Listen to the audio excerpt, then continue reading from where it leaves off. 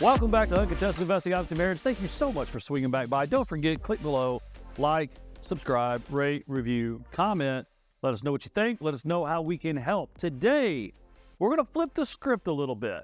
My guest is the founder and the CEO of FranShares, which I had to look up when I got the email, Mr. Kenny Rose. How are you today? Doing fantastic. And you know what? You'll laugh at that one day with that you had to look it up to figure it out. Well, no, I mean, I had to look it up because I was like, well, this guy's not in investing. Like, why does he want to be on the show? But then I thought about it. I thought, what a cool twist. So, Kenny, why don't you just take a minute and tell everyone a little bit about yourself?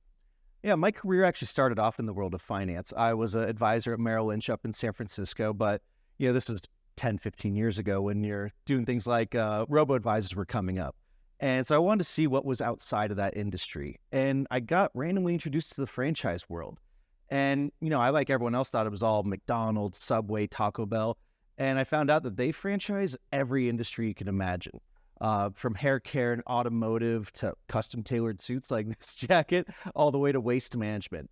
You just only think about it in marketing because you only think about franchising as those big fast food ones because when you're in the most competitive industry known to man, you have to market a lot. Right. And so I got into the industry as a franchise broker, which is like a realtor for the world of franchising. I'd educate people on it and recommend specific fits based on their budget, skill set, and goals. And I did that for about 10 years. And I was on Forbes, ABC, Business Insider, did a whole article on my work. And I realized throughout all this that people can't afford franchises, or they want to own it, but they don't have 6 or 7 figures laying around. They don't have the right skill set. They don't want to leave that full-time job. And so that's why we created FranShares, which is the first platform that lets anyone invest in franchise ownership for as little as $500. Oh, that's okay. So now I remember the cool part about it. Because, like you said, I used to be in the Home Investors Development Agent system, and you start passing around the UFOC, the franchise circular, the sales document, if you don't know what that is. And most people get that page 2 capital requirement. They're like, yep. Thought it was a good idea, but I don't have $450,000. Mm-hmm. Or even worse, they go into the franchise undercapitalized and fail. That's unfortunately a very common tale. And so people think, like, oh, I can just afford it. It's like, that's not how you should go into it. You're going to panic if you do that. And so you should really be properly capitalized and think on the long-term horizon, not how quickly do I get to cash flow positive. So first segment every week is the bottom line up front. And I just asked the guest to deliver a little bit of the cliff notes of what we're going to talk about for the next half hour or so. So if you will, just take 2 minutes, share what you're seeing in the market today, things you think people should be focused on, maybe avoiding, pursuing, really whatever you think is going on in the market today. Good to go? Good to go. Go.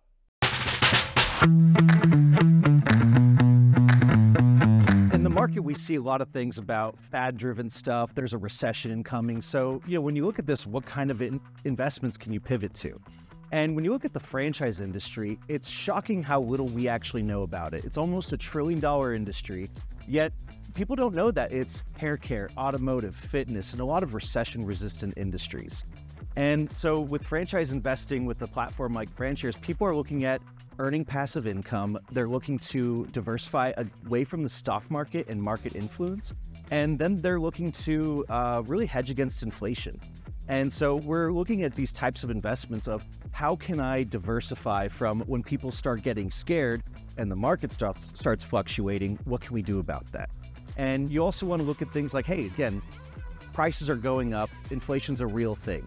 So where can I invest and put my money that's going to be able to move up alongside when inflation's happening? I've always been a big left lane person. Everyone's going right, go check out the left lane. And especially with that today, people are looking at alternative investments, which is as left lane as it gets. Because really when you're worried about where the market's going, you need to look at more longer term investments that are really isolated from market volatility there. And so that's where I always tell people, hey, check out alternatives, look at different types of alternatives. It spans all across the market. And so that should be a big part of your portfolio just that people don't think about. So build up that part of your portfolio. All right. So when you said left lane, I thought you said left wing. And I was like, uh-oh. No, kidding. Left lane. So very interesting. When I go to a theme park, I always go to the left because we as Americans were conditioned to go to the right. Yeah. And my kids are always amazed that, we get there early to avoid the summer heat, and we go in, and 95% of the crowd goes to the right. And literally they have the kiosk and the tickets and everything is set up for you to go that way. Yep. And then we go to the left and there's no line anywhere for the first hour and a half or 2 hours. And it's because most people, the people that are in that right-hand lane just haven't made their way all around. So I love that idea of first mover advantage. But I'm curious, a lot of my friends, now that I'm in my 40s, and my colleagues that have been doing this as long as I have, literally this morning, I got a call from a buddy of mine in Columbus that owns $20-30 million worth of real estate. And he was just talking about, when do you think the right time is to exit? He's like, you get a little burned out, but then what are you going to do with that capital, right? If you're not appreciating anymore, you're not earning cash flow, it's like a lot of us are scrappers. Yeah. And all we've ever done is by the, bootstrapping and punching our way through obstacles. And it's hard to imagine investing. So on the FranShares platform, am I buying into the franchisor or am I buying into a franchisee? Mm-hmm. So we're going to be offering both, but we start off with the franchisees because also you want to invest into income producing businesses. That's a big part of your portfolio that especially real estate investors are used to having. And so when you're selling out of the position, you're still probably going to want the income side of things. And so I always think it's important to go check out what else is out there. And you'll go along with the left lane theorem type of thing where if everyone's going right and he's probably thinking about selling, a lot of people are thinking about selling. That's usually when you shouldn't sell. That's when other people are trying to get in where you got out. It's when everyone is going into it. That's the right time to sell. When someone calls you crazy for selling it, it's probably the right time. Everyone who invested in Bitcoin can tell you the same thing. They just kept going. And so that's where I love franchises. It's the most you don't think about it all the time. Industries that you would just never consider. You drive past hundreds of them every day probably. And so when you're not thinking about it, it's that's usually the less sexy stuff is what you should invest in. So after 25 years of running my own businesses and making every mistake possible, I feel like I can personally underwrite a business or an operator. But if I'm going through a platform, maybe talk a little bit about how you vet out the entrepreneurs that are going to be, and I mean to do this in air quotes, operating a business that's supposed to, in air quotes, cash flow, right? How do you vet them out? Because I don't really have the say over what they do. Yeah. So you're starting from the top down. You want to look at what industries are performing well and are going to continue to perform well over time, that are recession resistant or pandemic resistant. And so from there, you decide, hey, these are the industries that make sense for investors. Now, within that, what brands make sense within those industries? And so you actually referred to it before, the UFOC, the offering circular. They changed the name a few years ago. It's now called the Franchise Disclosure Document. Oh, yeah, the FDD. Yep. And they have expanded it. So it's really meant to create transparency in there. There's a couple of the pages that definitely sell it. But, there's a lot of important things like who's the management team, company financials, is there litigation against the franchise? And so once you've gotten and sorted through the brands, then you get down to the point of, okay, which operators make the most sense? And this is actually where we partner with the franchisors because, franchisors are looking for actual operators like we were talking about. And in fact, you've got brands like McDonald's and Burger King that are shutting down all sorts of locations this year because people thought you could just write a check and not actually be that operator. And so what we're doing fixes a problem for them is that, we want those people who are salt of the earth people that are actually going to go work in it. They should own it. And so we separate the capital versus the operators. And so now we're like, hey, who are the actual true operators? And these can be people who are already general managers, especially corporate locations. Dream franchisee on paper, just they lack the funding. And to use the Burger King and McDonald's example, not that I'm a huge fan of food franchises all the time, but you were thinking if I ran McDonald's and I've got this Burger King GM of 10 years that came to apply to be a franchisee, it's my dream guy, but they don't have the capital. But every year they're calling back, hey, did you hit the lottery yet? Because that is who they want to operate. So when you approach them and say, hey, I'd like to fund 10, 20, 30 franchisees, these brands have thousands and thousands of people that have applied and a lot that can't afford it. And so, they're in the business of collecting royalties for a very long time. Right. And also, this is a massive opportunity for them. Like if you burn a bridge with us, we're never working with that brand again. And they know this. They see this as game-changing.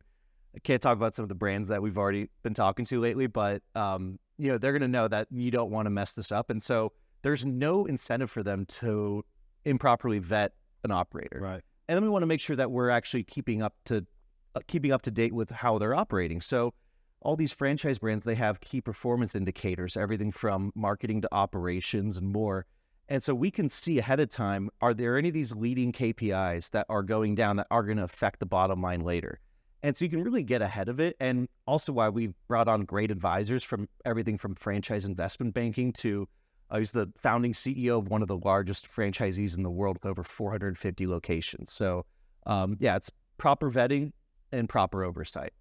So if I hop on the platform and invest $50,000 into, we're going to call it the RCN franchise because that doesn't exist, and now we're not talking bad about someone. And then Emilio, the producer, is going to be the operator. Mm-hmm. This podcast studio, you said they should franchise. Yeah. Right. So Emilio's been a producer here for years and years and years. He wants to buy one of these podcast studio franchises and open it in Nashville, Tennessee. That $50,000 that I invest in that franchise license, I guess, is it a loan to Emilio or is it equity in Emilio's company? It's equity in his company. Really, like the same things happen for decades from private equity to these couple hundred location franchisees. We're bringing it for everyone else. So if you're trying to start your own first one or you're an investor that doesn't have $50 million instead. And so you're investing in that franchisee. And really, we like to do portfolios of them. So you're diversified across different industries, different brands, different geographies. And so you get, as an equity owner, quarterly dividends. So you've got that income side of things. But then you also have your pro rata equity in that franchise. So if it's eventually sold, you get your share of the gains there. So tell me about that. So say we'll play a hypothetical. Say I sell a house and I've got $250,000 and I'm like, I just don't want to stick that in real estate right now. I want to stick it into businesses because it's a pretty popular thing in my community right now. People are wanting to buy businesses, invest in businesses. Real estate, once you've done it for 20 years, it can really be a browbeating, right? I mean, it never stops, right? Because people are always living in those houses. Yep. Like you said, I can invest in a portfolio of companies like an O'Reilly Auto Parts and a podcast studio and then we'll say McDonald's. Like I can invest in. So what do? You create a diversified fund that is like a crowdfunded. Talk about that. Yeah. So actually, with our launch, we had the largest launch for an alternative investing platform ever, and we did a diversified by very different industries. So I wanted to show people how diverse the franchise world is. So one of them we started off with a brand called Teriyaki Madness. They have 350 locations, opener in development. And, we're partnering with franchisees in there to help them expand. Because again, the capital's not there for people. Like they're looking for access. It's just not there unless you're already a millionaire. And that causes a problem with the actual operators.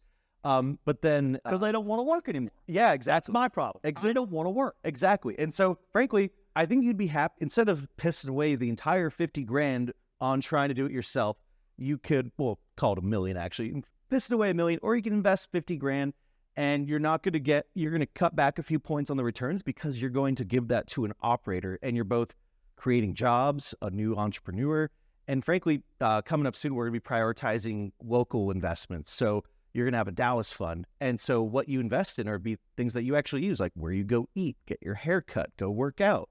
And so, again, to show how diversified that portfolio was, we started with the food, and then the other side, we went into waste management. It's in the commercial space. Actually, look, if you've ever been to the golf tournament, I've been there, but we can't talk about those stories. What happens in Scottsdale stays in Scottsdale. I was born in there, so yeah. But yeah, it's great because again, people don't think about all these different industries that are franchised, and this one was actually founded in Houston, and especially think about commercial companies, manufacturing, construction, distribution, all these big open top containers, and it costs a bunch of money to haul it off to the dump every time.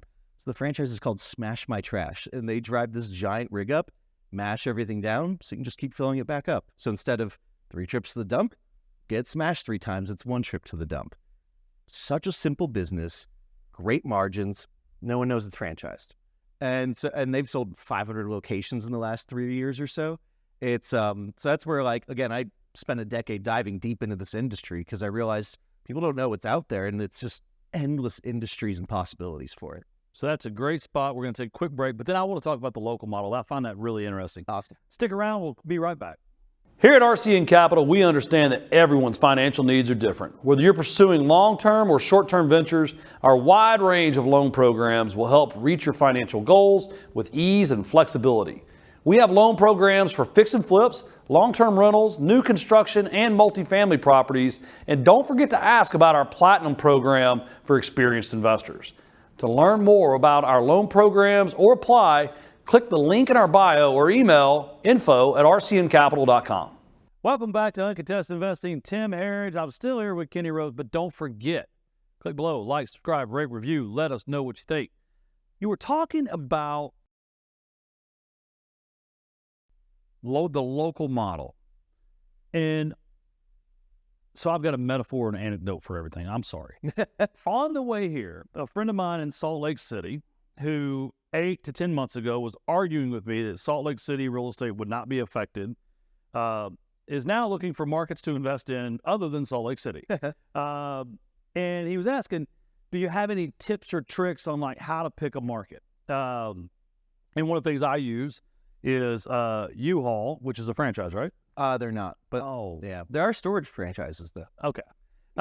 Well, U-Haul, you can get an online U-Haul tracker that shows one-way moves, right? And so in general, right, if you have 50 U-Hauls that leave Dallas and go to Tyler, Texas, well, guess what?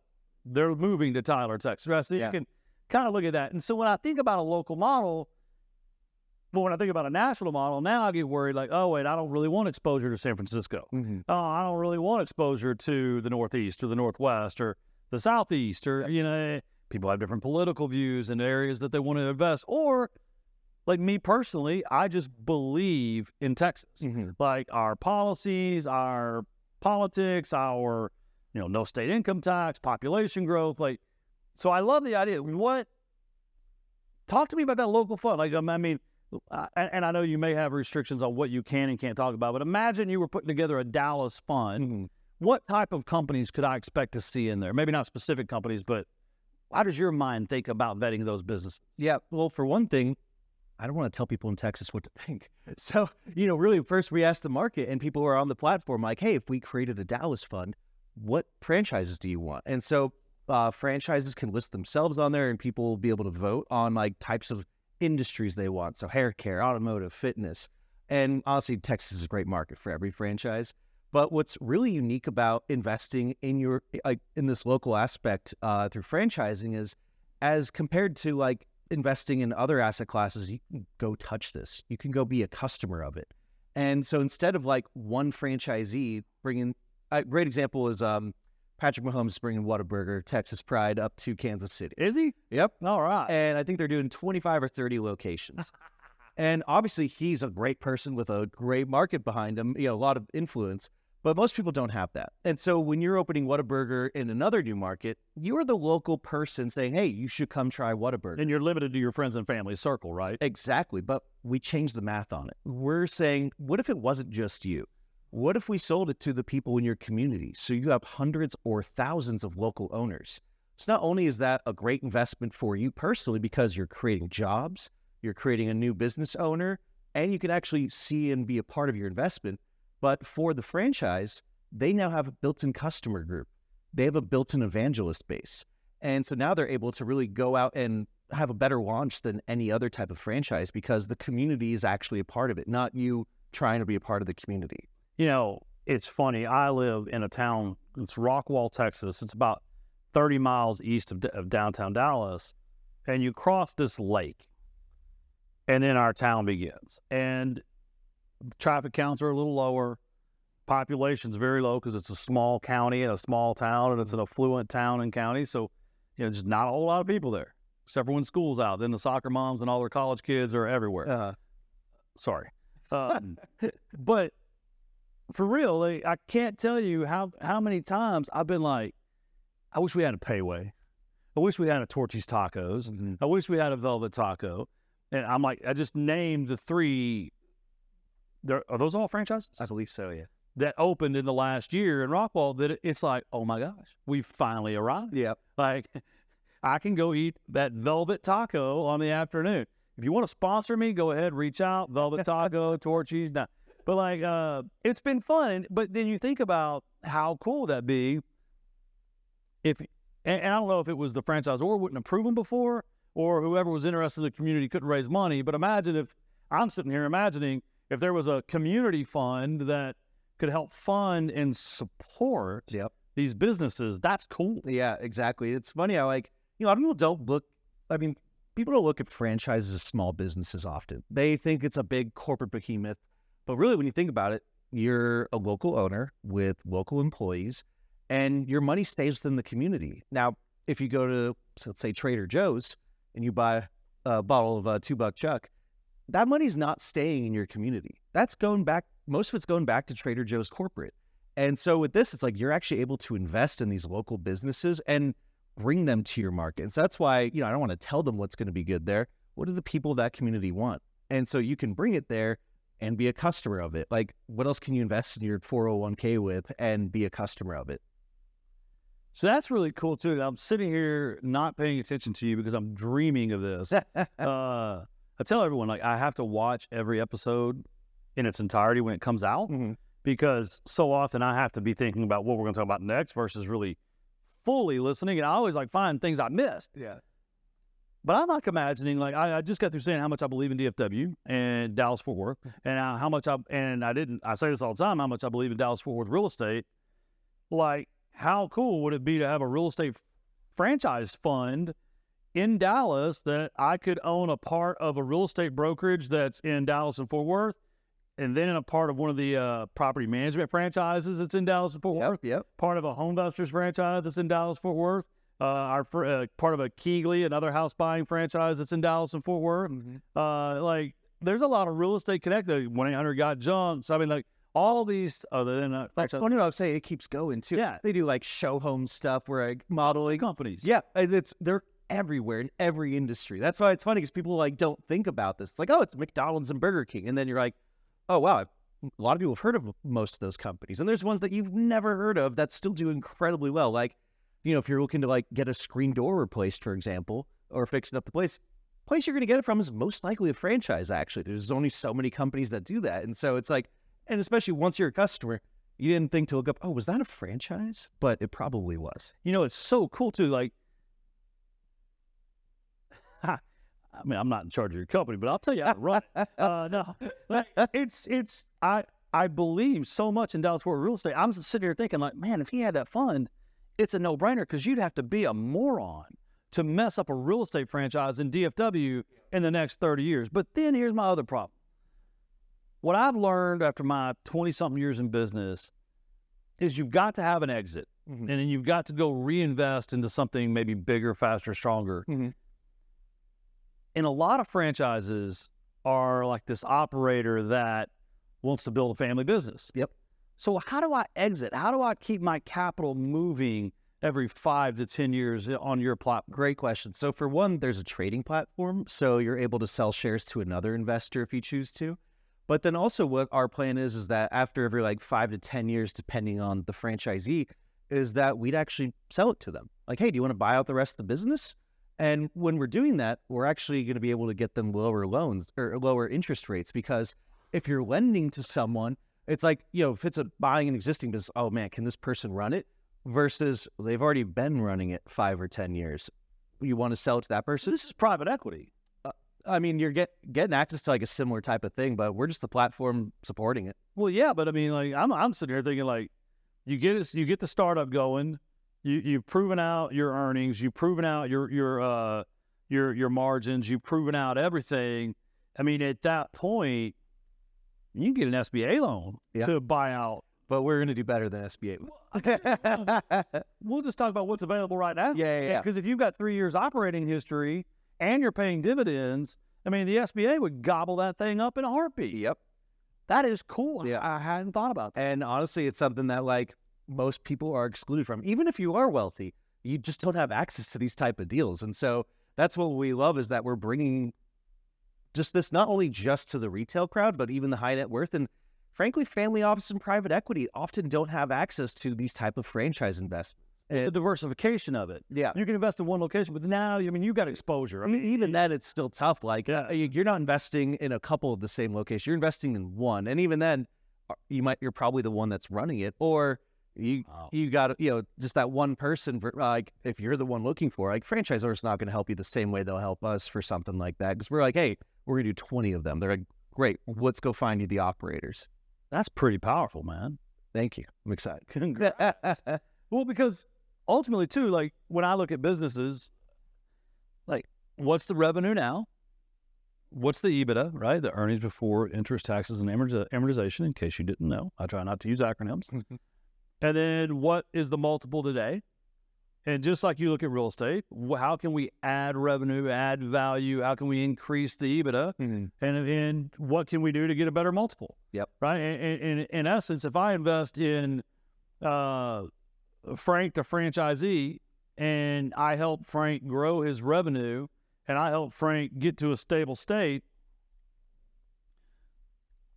I could achieve a pretty significant equity multiple if Frank decided to buy me out. Absolutely. And on top of that, there's different ways you can invest. Like, if you're looking at existing locations, they'll cash flow faster, but you're going to pay a lot more for them because someone else did the work. Versus investing when it's actually creating that franchise. Like, you're the one doing the remodeling with them that you're investing into. Yeah. Well, you're not investing in an asset, you're creating an asset. And so that way your appreciation goes up way more. Once you start making sales, that multiple is going up from at cost building. And so that's because you have a pre-rev valuation, really and truly. Yeah. Pre-revenue valuation. Yeah. And so we want people to invest in it at cost when it's getting started. And what's great about the franchise world, like we were talking about, there's a lot of transparency there. And one of those things in the FDD, franchise disclosure document, because he hates acronyms. I was in the military. It's all about acronyms. Okay, so they hate acronyms. My marketing team has told me I need to be smarter about saying things people understand versus I understand. Oh, I had to do the same thing when I started building this company because, like, I'm bringing in people from outside the franchise world. I'm using all sorts of acronyms and shorthand. They're like, the hell are you talking about? And you're going to have a glossary to have a board meeting? Yeah, right. And so within these FTDs, one of the things they have in there is how much it actually costs to start that franchise. So what's the franchise fee, build out cost, working capital, employees. And on top of that, they even put it in the form of a range because it costs a different amount to open something here in Dallas than it does in New York City. And so if we gave you one number, that would be fully representative. So that's the thing that's cool, is that, like, you're actually able to see, like, hey, we're buying in at cost. You're looking at the same startup numbers we are. And so people want to know what they're investing in, understand it, and honestly trust the people that do. That's why I like being here with you. And, like, people don't often have a face to the name of who they're investing with. And when you look at, like, all the world of classic finance, JP Morgan, Merrill Lynch, like, these are named after people. And so, like, I want to build a relationship with our investors because franchising is about that too. It's a relationship with franchisor to franchisee, that franchisee to your community.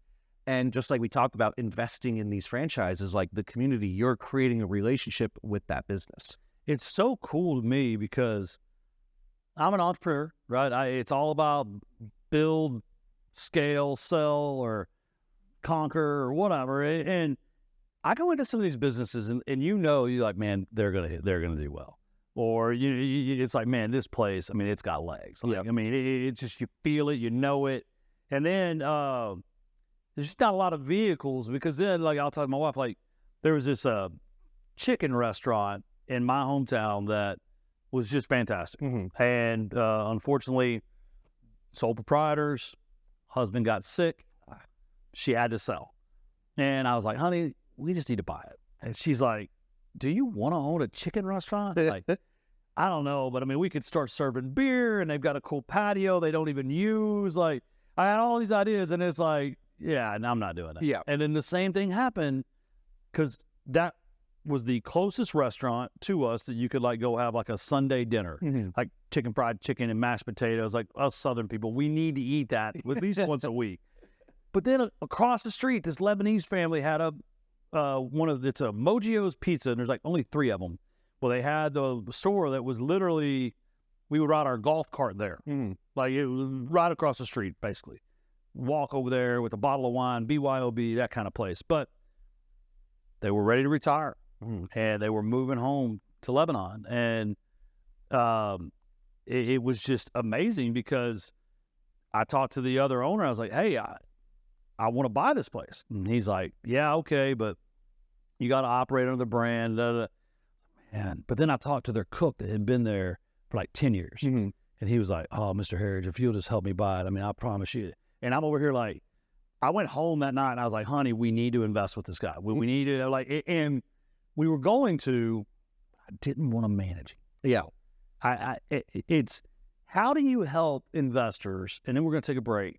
How do you help investors conquer that hurdle of Robert Kiyosaki, right? Yep.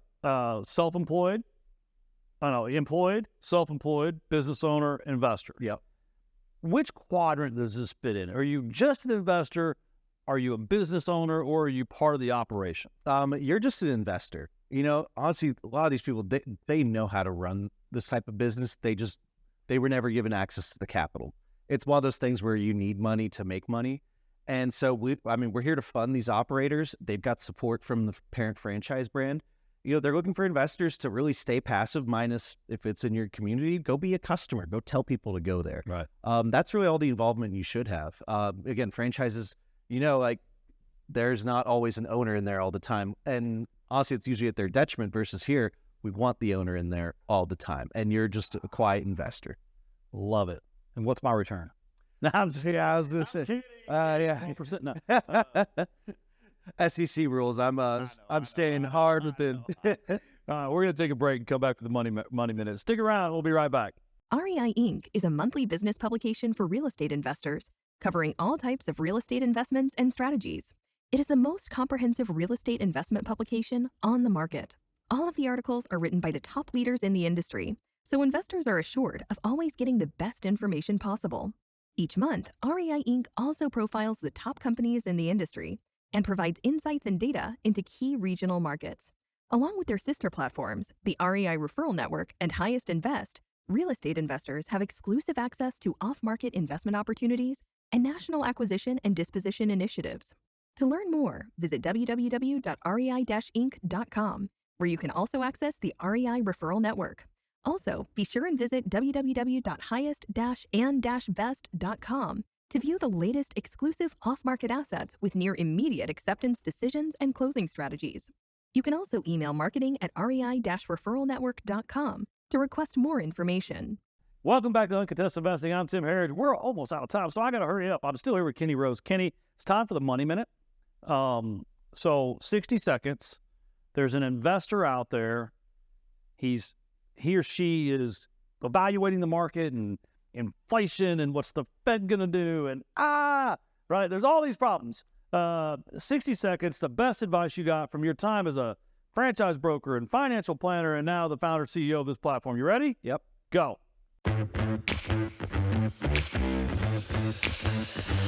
I only need one word: diversification. People need to be in these different asset classes. The average financial advisor is going to tell you that you should have 20% of your portfolio in alternatives, and they're typically increasing that recommendation by 20%. Now, you would be crazy to throw that all into one asset class. So people love to ask me, like, oh, so should everyone throw it into FranShares? I'm like, no, definitely not. You never throw everything into anything. You should put 2% into this bucket, 2% into that bucket, and really look at these different alternative asset classes. So, you know, especially if you're like really scared of the stock market, you can increase that allocation a bit more into alternatives, but don't throw it all into one. You want to have real estate, you want to have franchising, you want to have some gold in there. And so that's what I always tell people is that, like, I'm not, anyone who's chasing one big check from you is not looking for your best interest. I say I want a small check from you, and then I want 20 more from you over the next 20, 30 years. So, you really should be diversifying and not be worried about your entire life and net worth going away because of one specific type of thing that can happen to you. And that's excellent. But I'm a huge student of the game. And a lot of times I sit up here and talk on these things, and it comes across as if I'm some sort of expert or savant that doesn't have to learn anymore. But I'm always learning. Yeah. Most recently, I was reading Alex Hormoz's book, $100 Million Offers. Yep. Such a great book. And then for me, it tied in with Simon Sinek's Start With Why, right? And when I think about creating an intrinsic relationship with your customer base, right? Something that's beyond exchange of value, right? Money for service or money for goods. That's what I struggle with in lending, because anytime you're only talking about price, you've commoditized your business. And now, and anytime it's commoditized, like you said, gold, it's just a race to the bottom, right? I mean, whoever will sell it for the less wins, or for the least wins. And so when you're talking, I'm hearing how powerful this could be, because Apple, I have an iPhone. Yep. I have the Pro 14 or whatever it is. I'm guessing you own Apple stock too, don't you? Yeah. And I don't know how much the iPhone costs. My kids have iPhone. I don't know how much they cost, because to me, it's just not even a conversation of what it costs. I know I need the largest storage, the best phone, and the newest one. Yep. And I don't know why I need that, but I need it. So like all of that emotion, all of that connectedness, it sounds like that local model could take fire, man. Oh, it will. Like, because people believe in it. They Yeah. believe in their town. They believe in development, like, you know. And honestly, like, you're usually going to be a customer of something that you're invested in. Just like you said, you own some Apple stock, so you have an iPhone. Most people who have an iPhone have Apple stock. And it's the same thing, but we're bringing it on a local level because, again, people like Apple, but they don't love it. Like, it's not part of their family, it's their headquarters. They're in tech la la land. Versus if you are investing into a local business, you will be a customer of it. And if you're a customer of it, you'll probably invest in it. That's amazing. So I want to talk a little bit. A new segment I'm trying out is we're going to label it Turning Points. Okay. So a new segment we're working on, we're calling it Turning Points, because my marketing team, they astutely pointed out, they said, Tim, it seems like every guest starts in one spot, and then they get to a certain point, and it's like an aha moment. It's this inflection point. It's this, I don't want to do this. I'm going to do this. Yeah. I'm going to give up millions and go broke. But I love going broke because I believe in it. For you clearly got a good education, started out as a financial planner, did a bunch of franchise brokering all over TV and everything. What the heck? Burn the boats and start a crowdfunding platform for common ownership. Yep. What was your turning point? Yeah, it's funny because, like I said, been all those things. I built a great brokerage for myself, and then the pandemic hit. And I read an article that people were gambling on the stock market because sports were gone. And I'm like, oh, investing doesn't make sense anymore. I actually said I was late. I was like, I should have built this a year or two ago, because then God knows where we'd be at. But better late than never. And I was just, people do not understand finance anymore. It's literally a game to them. And honestly, this is before crypto and NFTs took off. So I really, not to toot my own horn, I hit the nail on the head with that. I just wish that we were already open there. But I just said, it's already happening. So go get an asset class out there that people actually understand and just finally makes sense. I love it. I mean, because you're right. I mean, Robinhood figured out how to gamify investing. Yeah. I mean, I never forget that he's 22 now. He's probably 20. He comes home from college and he's got this Robinhood account full of Shiba and all this other stuff. And you're like, you're the old guy at the table. Oh, that stuff's, it's going to make you broke. And then my other nephew's like, oh, I made $80,000 this year on such and such coin. And you're like, what the heck? Yeah, they don't talk about what happened after that. No, it's just like anything. I mean, where you buy doesn't matter, where you exit does. Yep. Right? Because if you run up 50% but then crash 75, yeah, you're underwater. Yep. So I agree with you. Like, RCN and my investor friends, we're always talking about how do you get more people involved in what you do and from an ownership perspective. I mean, because if you have ownership, you feel not beholden. That's the wrong word, Tim. Endeared to the company or the venture. Absolutely. And you want to see them succeed. And you feel if you're investing with me and I'm paying you 8%, but I charge you 16%, you feel like you're only paying 8%. Yep. So that's interesting. So we're going to run out of time soon. Would you just take a minute to talk about what maybe let's snapshot in time what someone can do on FranShares right now, and then maybe timeline it out like 6, 12 months, 18 months, etc. Yep. So right now you're able to invest in a diversified portfolio. Again, you're getting diversified by different industries and geographies across the country. Probably 12 months from now, you'll get more of that local aspect of it. So we'll have that Dallas fund for you. And as we continue to expand, you'll also have things like the real estate underneath it. You'll have things like, some people want to be stock pickers. Well, you'll be able to start picking your individual brands. But, the most powerful thing, and I've been stuck on this, I can't wait for it, is I want you to be able to walk into a Jimmy John's, see a QR code on the counter, invest $500 in that business you're standing in. Because that's something where you walk in, you're a customer. I like this place. Not just I want to own a product of it, I want to own part of it. Well, I'm glad they're here. Yeah. Right? You said Jimmy John's. It was there was one that opened up in Rockwall, close to my house I lived in a couple of years ago. And it was just great. Yeah. It was just great because if I needed to grab the kid a quick sandwich on the way home or before we went to practice or whatever, it just worked out great. Yeah. Or if I was busy in the day, that was back when they were really hitting the freaky fast delivery, they had all the radio commercials. They still do. I'm in Chicago. I guess I don't still the freaky radio fast. But that would be cool. When you're grateful that someone opened a business and is serving your community, it's better than a tip. Yeah.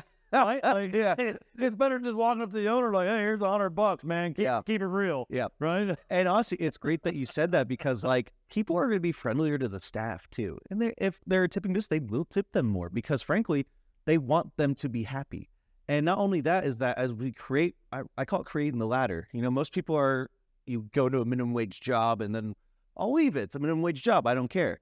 But if you actually see a career path there, it's I can start as a minimum wage employee and work my way to becoming an owner, and you see how that works. Employees are going to be better. You're going to have your pick of the litter, and people investing in them are going to treat them great too. And so it's just actually making it a small local business again, where people actually treat each other like people. I know it's a crazy notion, but I'm a dreamer.